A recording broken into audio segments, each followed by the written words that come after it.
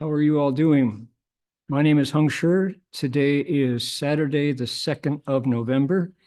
We are here in the Gold Coast Dharma Realm, delighted to be with you for our series on the picture biography of Master Empty Cloud. We have a Chinese translation in progress. 如果大家愿意听一个流利的普通话呢，我们就可以在那个控制板的右下角都可以接受一个 interpretation 就好了啊。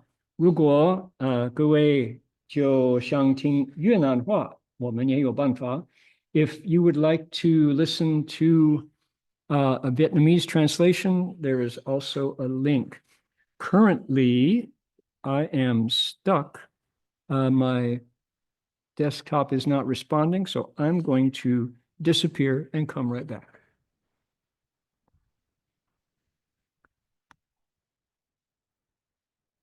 My computer just crashed. How about that?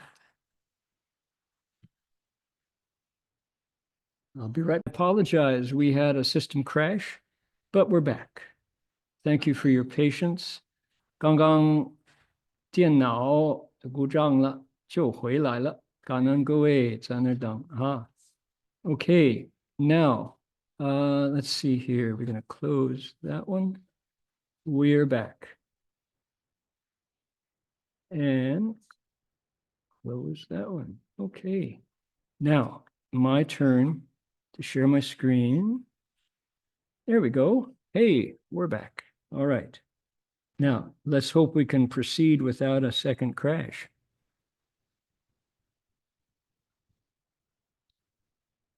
There we go. Now, today's Dharma requester is Gao Lifang from Shanghai.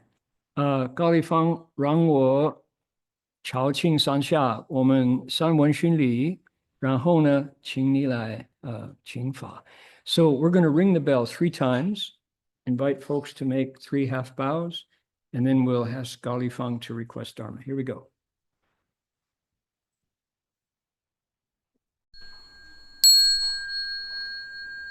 Second bow. And third bow.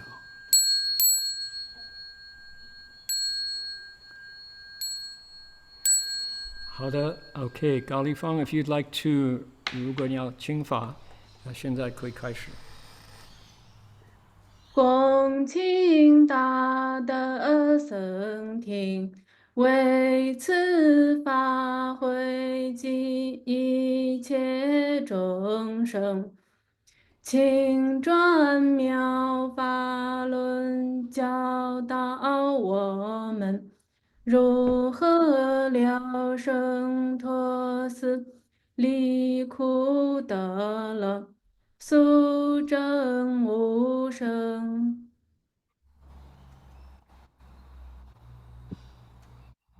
Will the Sangha with great virtue, out of compassion, for the sake of this assembly and all living beings, please turn the wonderful Dharma well to teach us how to live suffering and attending bliss and end birth and death and quickly realize numbers.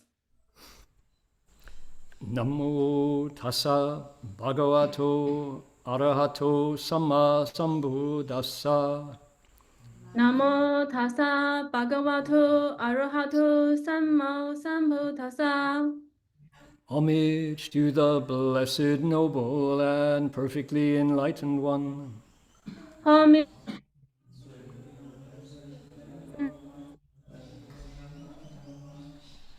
Namo sadanto suchedoye alahadi samya samputoshe.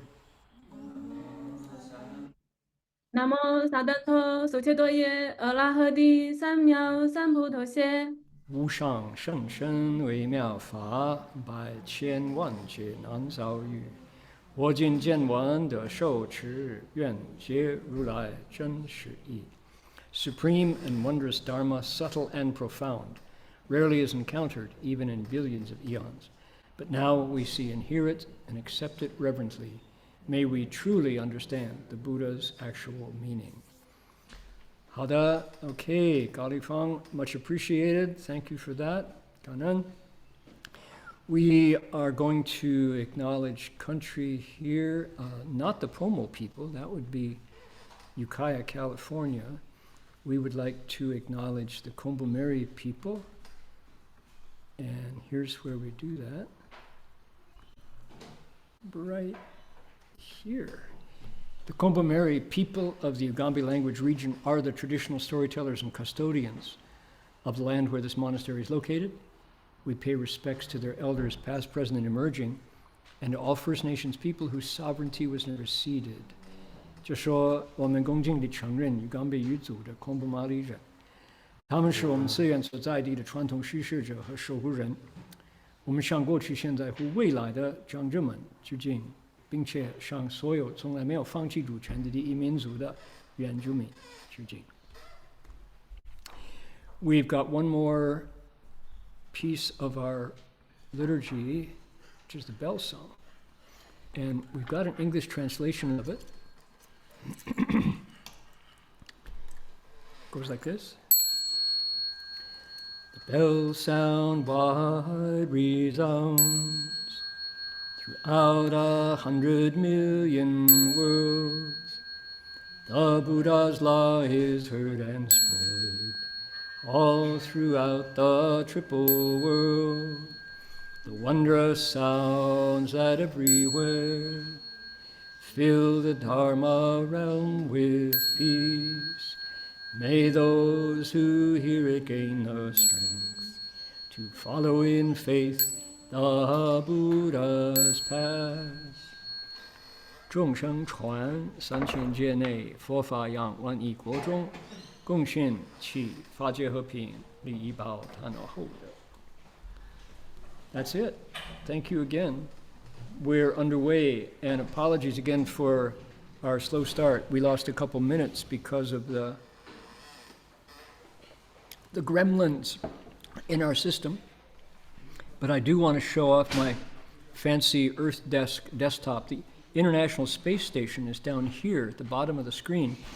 When we turned the computer on 30 minutes ago, it was up here. It has now crossed Australia. So you can see the speed with which those astronauts and cosmonauts are traveling across the planet. Now, we're centered in Asia, Australasia, etc. But our hero, Master Empty Cloud, is up here. I don't know if you all can see my cursor, but he is up here in the border where Sichuan province meets Tibet. So that's the story. And I wanted to point out something that just occurred to me. Actually, it's you would think this would have made sense earlier, but it just occurred to me that this series is about a Buddhist pilgrim. It's our grand teacher as well, but Master Empty Cloud was one of those men who went looking for wisdom, went looking for truth, went looking for purpose in his life. And because his mother died in childbirth, one of his first purposes was to somehow reach out to the mother whom he never saw. He never saw her face. And to focus energy on her soul, her spirit, whatever name you give to that part of our experience that's the invisible part, the inside part. So he, by making a pilgrimage from Putoshan, which is out here in the South China Sea, all the way across China to Wutaishan, which is here in central China, 3,000 Chinese miles, 1,000 Western miles. He felt like he had done something. He had offered up 3 years of his life to her memory. And so that's called a pilgrimage. And it's the Chinese translation Cliff, how are you translating pilgrimage? Chao Sheng. Okay. It doesn't match the Western word of a pilgrim, because the pilgrim is, if it was more like the Chao Sheng, is paying respect to sages, to those people of wisdom, showing you respect. The idea of pilgrimage is searcher, seeker, traveler on a spiritual journey. A pilgrim is on a quest. So Chao Sheng, sort of, it's adjacent to the meaning, but it's not the same. So what occurred to me today, what was so interesting was, here we are every week now, and for the next 4 consecutive weeks we'll be here regularly without a break. Because of my travels this year, we've had to take some pauses. But here is the story of a major pilgrim, someone who prostrated his body to the ground every 3 steps for 3 years, through snow, through rain, through freezing cold, etc. So that's one. But number 2 is the interesting reality that tomorrow at 12:30, or is it 1:30? 明天1点半吗? 12:30, tomorrow 12:30 Australian time, 7:30 California time. We're telling the story of another pilgrim. His name is Shanzai Tongzi Sudana, and his pilgrimage is the focus of Mahayana Buddhism's epic story. We have an epic where a young man starts out as a leader of a group of other young men, and he ends up as a Buddha in one lifetime. And he pays his dues. He goes through all kinds of trouble, all kinds of challenges, fears, attempted seductions, dangers, right? And emerges triumphant. It's a pilgrimage, spiritual pilgrimage, and it's the core of the Avatamsaka Sutra. Okay, so far so good.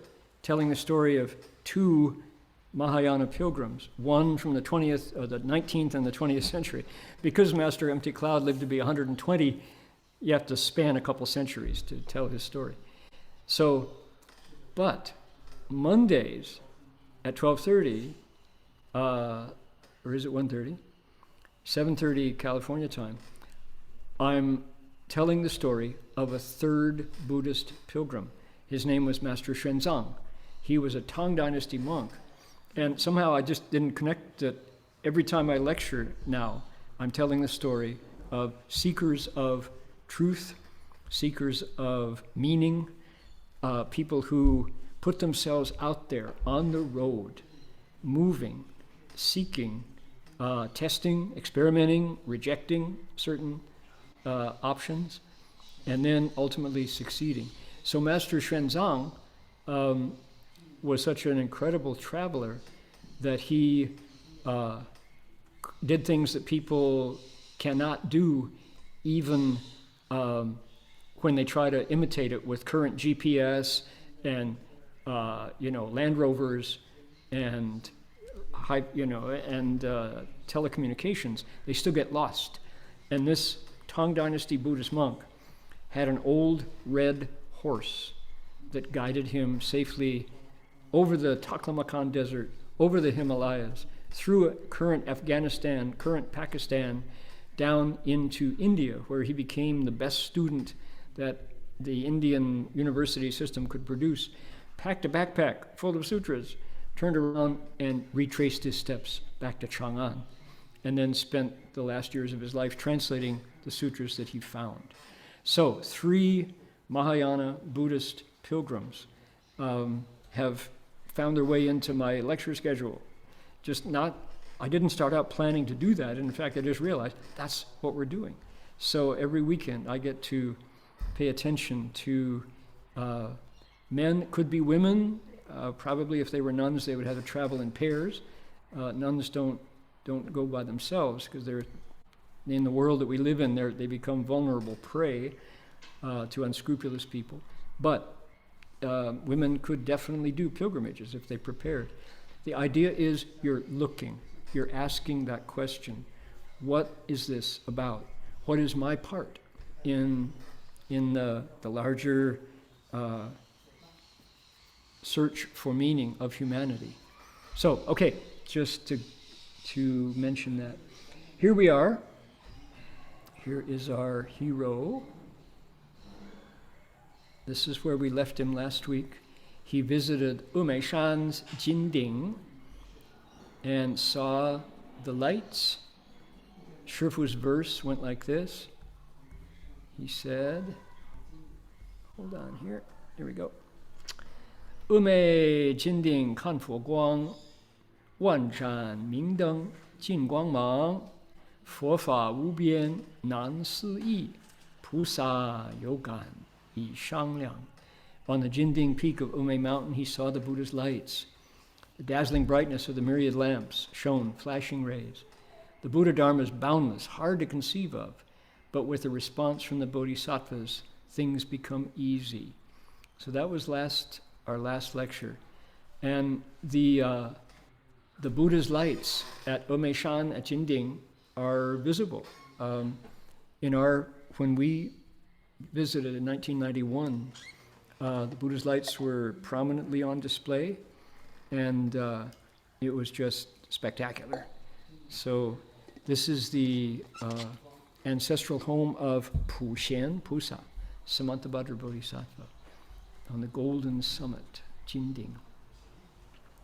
So that was last week. Now, Master Empty Cloud launches out into the Tibetan autonomous region where that touches China. And a lot of the words today are going to be unusual attempts in Chinese, to find characters that correspond to the Tibetan. So be a lot of strange characters. We ready? Here we go. 五月渡卢，雅安中有大渡河，用铁所加泸定桥，长达30余丈，人经其上，摇曳动荡。有界新年，向西行，经达建卢，离唐、巴唐，北至差木多，西至硕都，进俄兰多，季拉吉，汉藏藩蒙，以耀庄族。Right? Told you. A lot of unusual words. He crossed the Luding Bridge in the 5th lunar month. At Ya'an, the Luding Bridge spans the Dadu River. It's built of iron chains, extends over 300 feet in length. The bridge would sway and rock as the travelers cautiously make their way across. The master headed west, passing through Dajinlu, Litang, and Batang. He went to Chamudo. Continuing west, he passed through Shuodu, Alandor, and Lali. The people there were Han, Tibetan, Mongolia, or from various tribes. Okay, so the first thing that comes to mind is the bridge. Here he is. That's really what it looks like. The Hong Kong artist who drew this picture did his research. This is an iron bridge that sways, and it's long, and people go across it only hanging on tight. If it's a windy day, they don't cross. It's just, unless you're a teenager and you're out to test your grit. So, see here, Monday is 1:30 at Gold Coast, right? Daylight savings ended. So this is, it's fording a river. The bridge is there to get you from one side of the river to the other. And our hero, he's on a foot trek. He is a pilgrim. He's walking. He bowed all the way across China, got to Taishan, toured around, traveled down, went to Zhongnanshan, traveled around, then crossed into Sichuan and traveled around, saw all the famous monasteries, and the stories of the heroes of Chinese culture who had done their wonderful deeds in this part of Western China. So that didn't stop him. He's now continuing on. 礼堂共嘎有神山，喇嘛圣地代相传，各族多封喇嘛教，至称供养礼拜餐。The area of Litang and Gongga have sacred mountains, the land of the Lama's generations of transmissions. The many races largely follow those Lama's teachings as they make offerings sincerely and cultivate their devotional practices. Probably should be practices with an S. So I was just in Wutaishan, which is where Master Empty Cloud's bowing pilgrimage ended. And Wutaishan is a place where the Chinese call Lama Jiao, the teachings of the Lamas, i.e. Tibetan influenced Buddhism, is a major overlay, cultural overlay. So you can go into a temple or a pagoda at Wutaishan and look up, and the Buddha is extremely colorful. He's got cloth all over his body, red cloth or yellow cloth. And you have to learn a whole new vocabulary. They say, 哦，他那个地方那是黄教的，哦，那个不是那个红教。That's yellow practice, and that's red practice. So yellow practice, I believe, people can correct me if I get it wrong, that's the Gelug tradition, Gelugpa. And His Holiness is a Gelug, and the current Panchen Lama is a Gelug. And I haven't done any studies in Tibetan Buddhism, so I don't know the subtleties between them, but it's very clear that one is like Pure Land, one is like Chan. They're all Buddhist, but they have different practices, different cultural moments. So when you step into a Lama Jiao, a Lamaist sacred space, wow, it's the colors, for example, and the just the deportment of the lamas, the monastics, very different. The lay people, the way they relate to the monks is very different. And this is the biggest thing that I notice about Lama Jiao and how it integrates with the Mahayana is its higher altitude. Tibetan Buddhism originated at 10,000 feet and above. And that altitude really influences so much of the way people relate to the food they eat, the clothes they wear, the practices they practice. And so it's just traveling to Wutaishan, the 5 peaks, 5 platforms, mountain. It's stepping into a very different cultural context. It's fascinating to see how Mahayana, the Han Chuan Fo Jiao, Chinese style of practice, and Lama Jiao blend and mix. So our pilgrim is now walking through. He's on his way, and again, here is Beijing right here, and he is crossing here. He's already gone west of Beijing, where you can see the snow and the mountains here.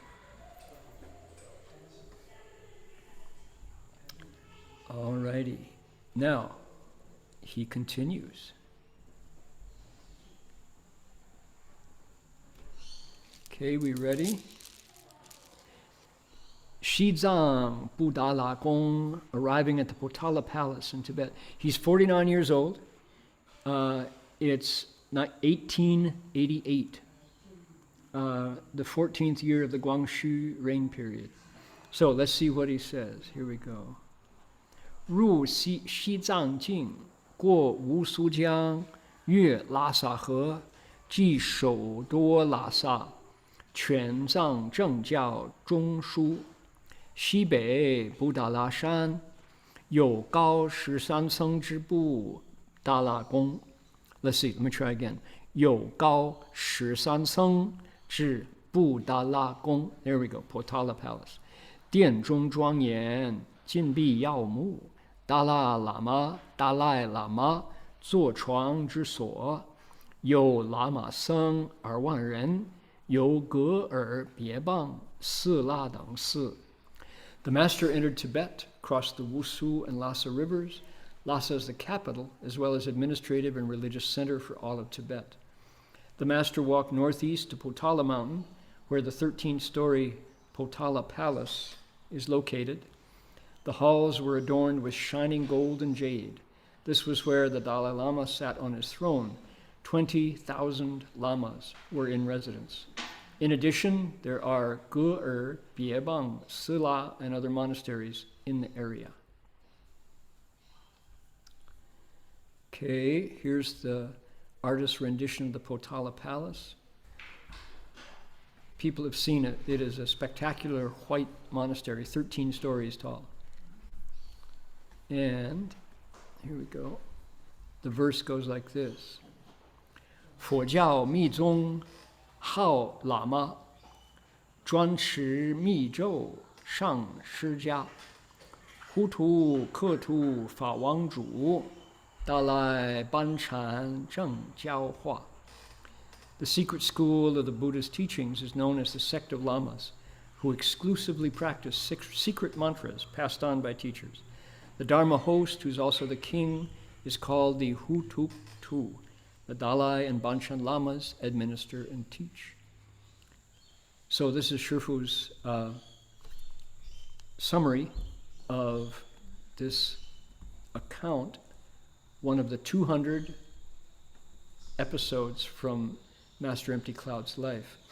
Now, I'm going to take us to the source of Shifu's choices, which is here. It's called the Nianpu. Here we are.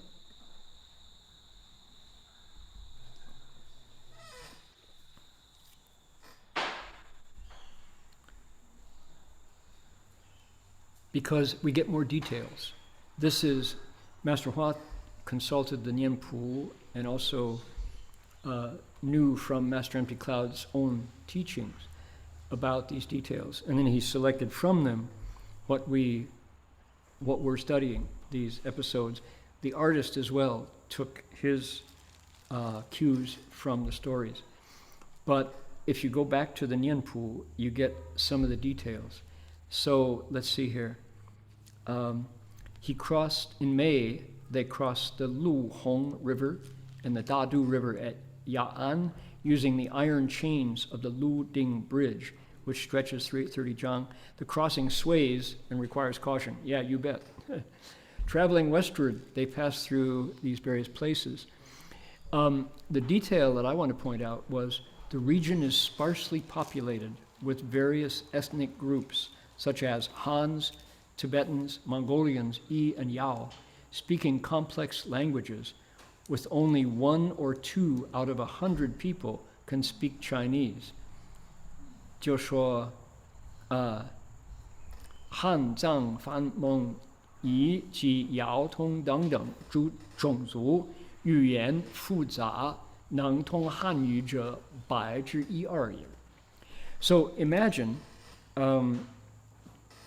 to travel on your feet, on foot.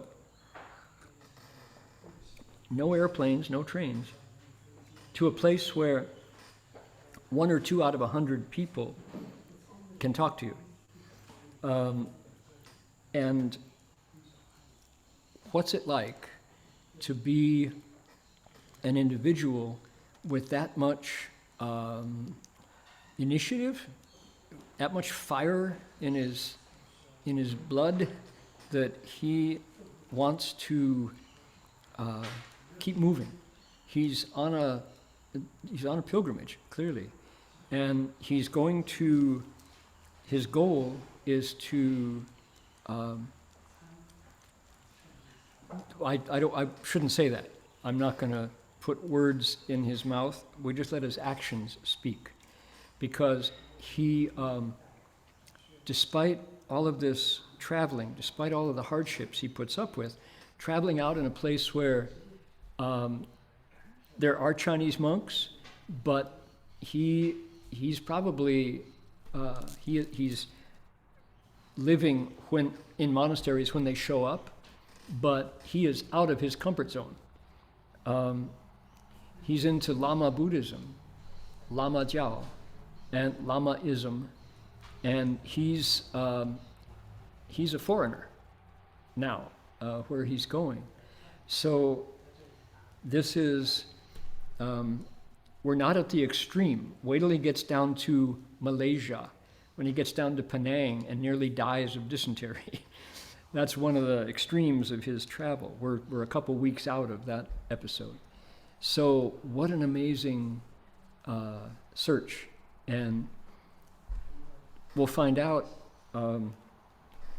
despite all of this effort, he doesn't get enlightened.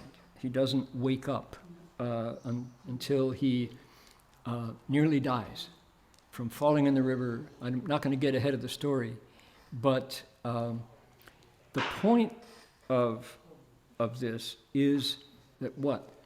The ego that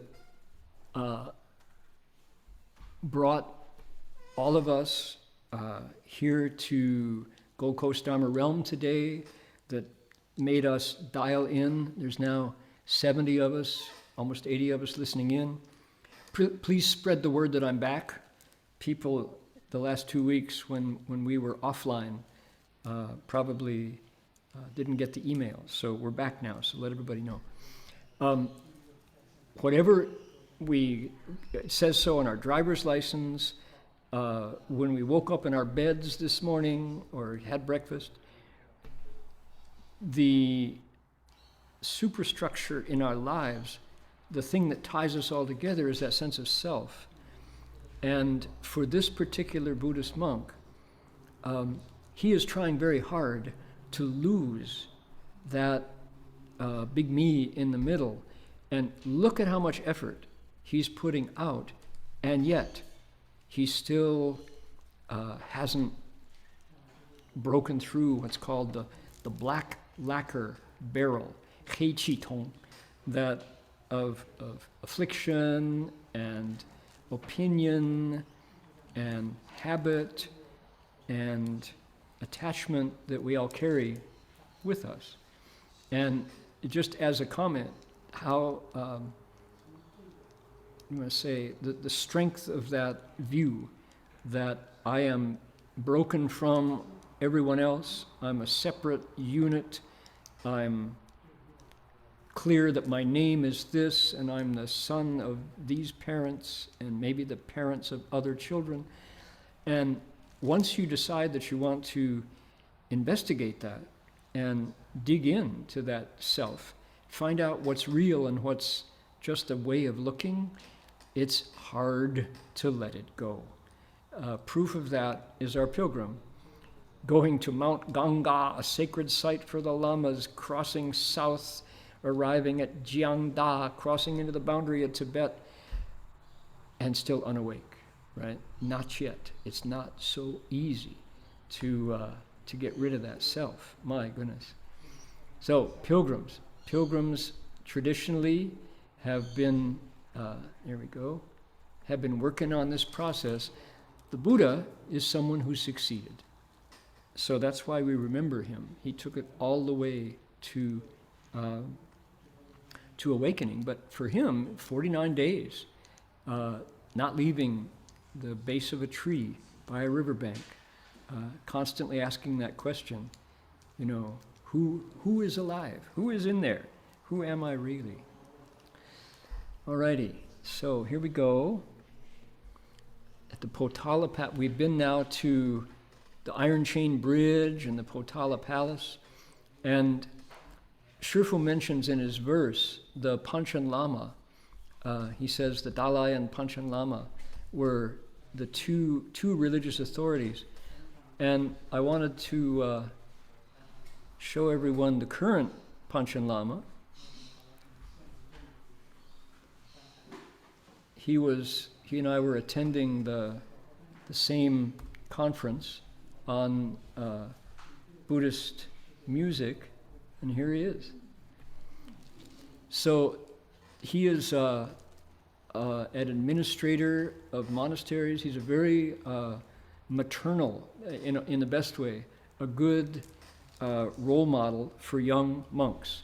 And he takes his work of raising young lamas through the Tibetan Sangha very seriously. He attended my lecture on high-tech and ethics 2 weeks ago in Ningbo, so I had a chance to renew the friendship. So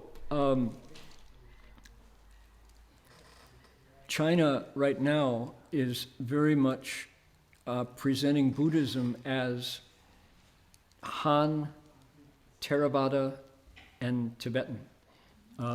We just had a major conference called the Sixth World Buddhist Forum in Ningbo, and whenever there was a formal ceremony to host, Master Xuyun Lecture, the president of the Buddhist Association, would be in the center, and the Panchen Lama would be to the left, and to the right was the reigning elder from Thailand.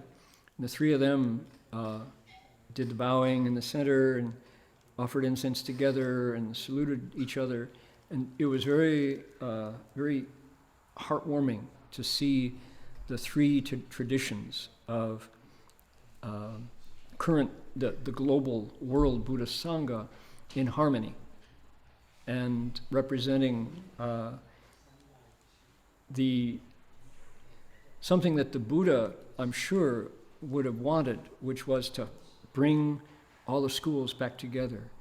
They said that even in the Buddha's lifetime, there were 17 different sects, humans fighting, arguing over things like what should the alms bowl should be made of, maybe coconut, or should it be made of clay, or what's the proper way to fold your robe. We people just seem to have a predilection to fight and argue. So as a result, in the 2,000 years since the Buddha's demise, 2,500 years, we've had this development of Mahayana, Theravada, Vajrayana. And in China, they seem very ready to set aside those differences. So the Panchen Lama was there standing next to Dharma Master Xuyun Lecture and the elder Theravada monk at every opportunity. So that was lovely.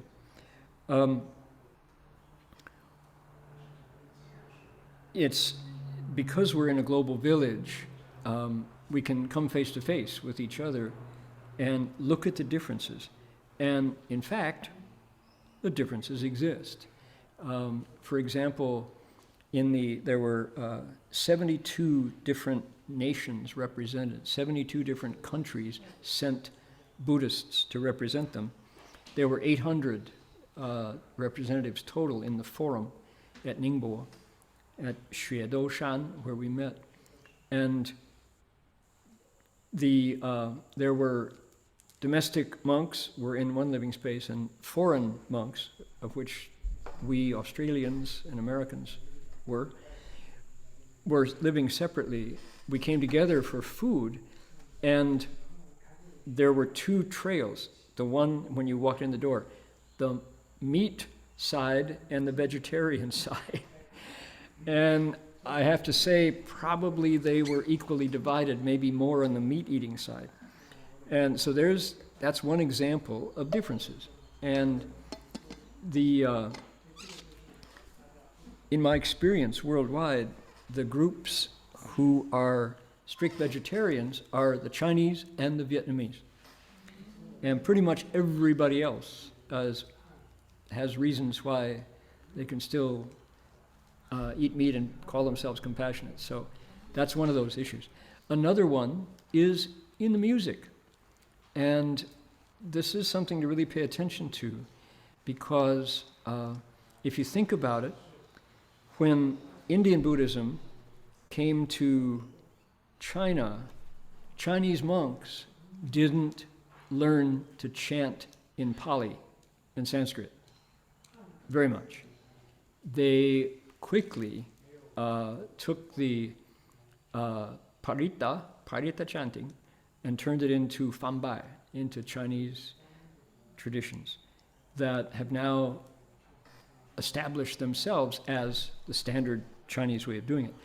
We here in the West are in the process of doing the same thing, because to ask Australians, to ask Americans, Canadians to chant Chinese music accurately, beautifully, spiritually, that's a big ask. And historically, that's not going to happen. We have to rewrite the ceremonies into musical modes that Westerners can identify as theirs.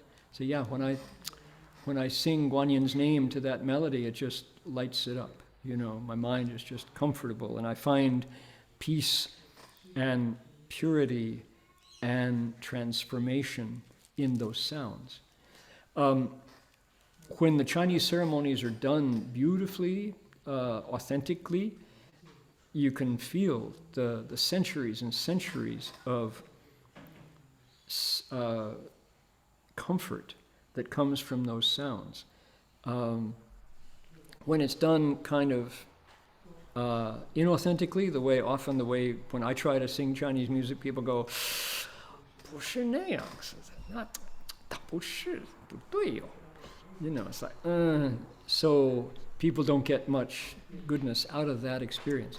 However, when you hear Benedictine or Trappist monks singing Gregorian chanting, there is something transcendent about it. There's something that touches the heart and gives you a sense of participating in something larger than this time and this space. So we in the West can definitely pursue that goal. Standing at Wu Taishan, listening to Tibetan monks chant their chanting, I don't recognize it. I wasn't raised on it. When I hear Japanese Buddhist monks chanting the Heart Sutra, I don't get it. It doesn't touch me in that important place. When I hear Chinese monks singing the Hai Chao Yin or Yun Lai Ji, I feel connected. But that's because I've been listening to it for 50 years. At first I didn't. We are in the process of putting together Western liturgy. And Master Empty Cloud, the pilgrim, is out there in that place where the cultures touch, right? If 1 or 2 out of 100 people speak Chinese, you know that he has walked his way into the border regions if you start in China. So every culture, every geographic location has music that speaks, and we need to not stop until we find our version. Dharma Master Heng Chi, our senior nun, took the wooden fish, tap, tap, tap, tap, tap, tap, tap, tap, tap, and tried to bridge Western language sutras using the wooden fish. Thus I have heard at one time the Buddha dwelt at Shrubasti in the Jeta Grove in the garden of the benefactor of orphans and the Thalat. And after about 5 minutes of that was plenty. You know, it's like, the reason being, Chinese is monosyllabic.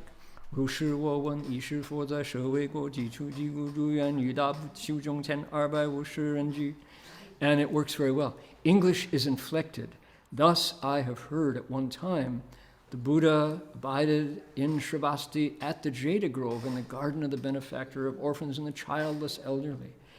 It's not monosyllabic. So that was an experiment, and we've been through a bunch. Our best liturgist, David Rounds, the late David Rounds, tried 3 or 4 different Amitabha Sutra versions. We would do them for a week, 2 weeks, and then go, nope, try again. So this is an ongoing work. Probably it'll be a century before we get the right ones. We'll let you know, and if anybody has bright ideas about how to find a melody that suits the work.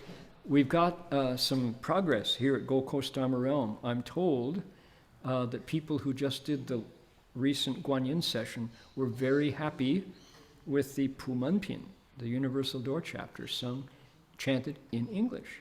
So things are moving, and we want to keep our ears on the ground, keep our ears to the rail as we progress.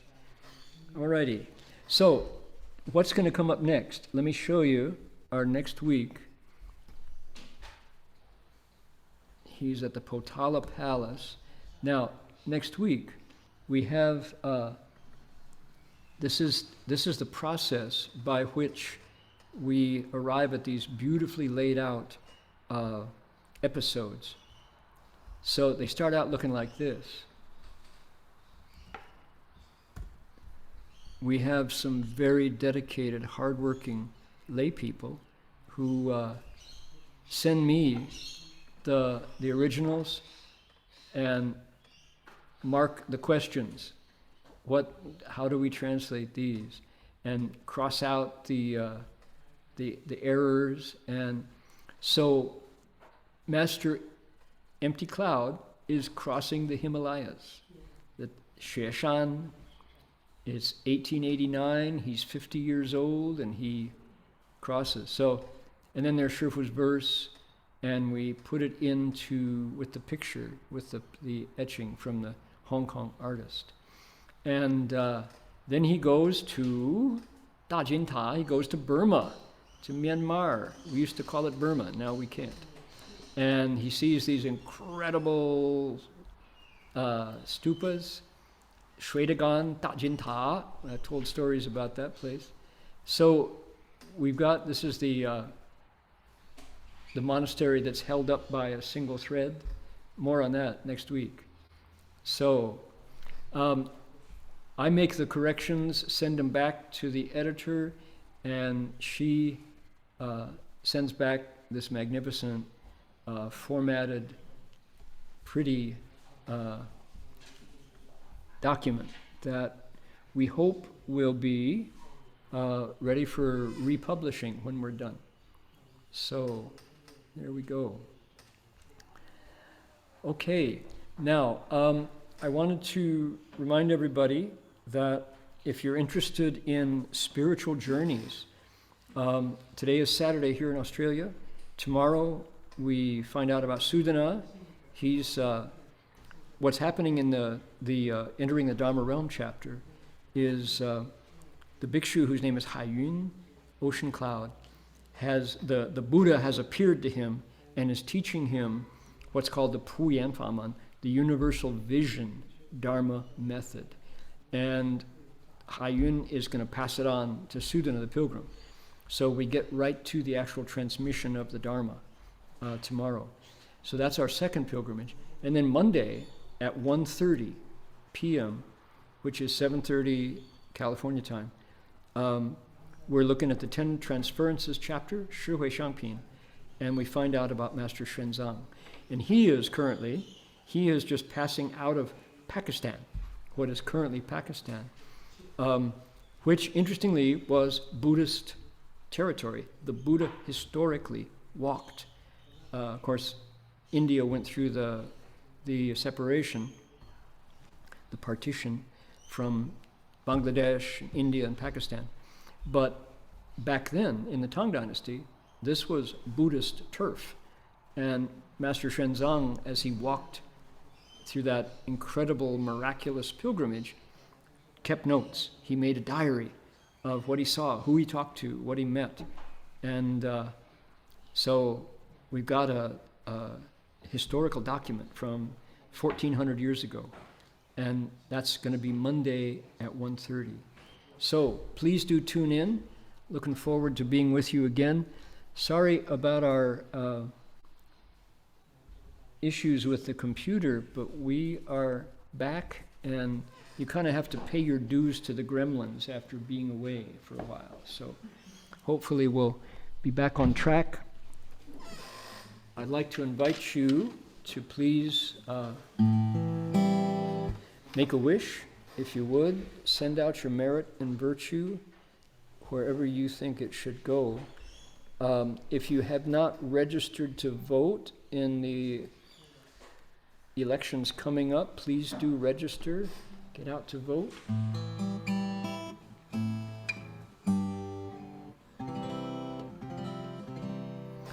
Here we go.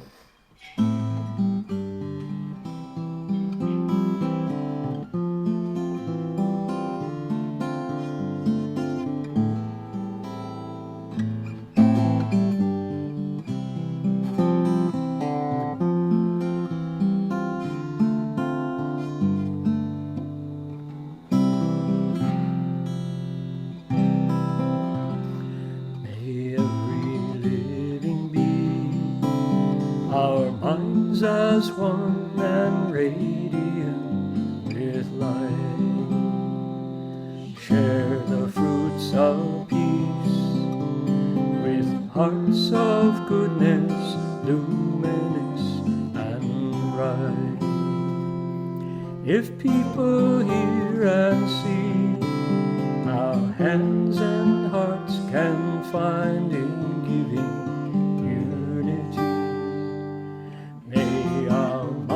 away to great compassion, wisdom, and to joy. May kindness find reward. May all who sorrow leave their grief and pain. May this boundless light dispel the darkness of our endless night. Because our hearts are one, this world of pain turns into paradise. May all become compassionate and wise. May all become compassionate and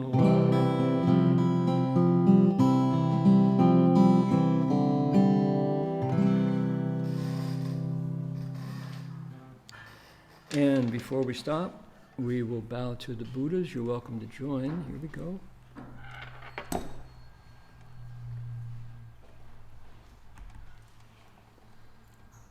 All right, let's see now. We want that. Here we go. 3 bows.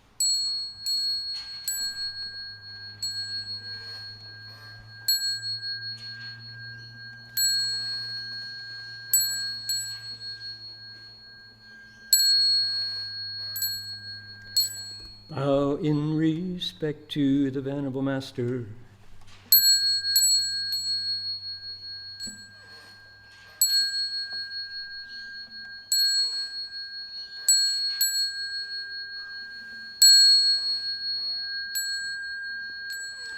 That's going to do it for today. We'll see you all next week. Amitofo. Bye now.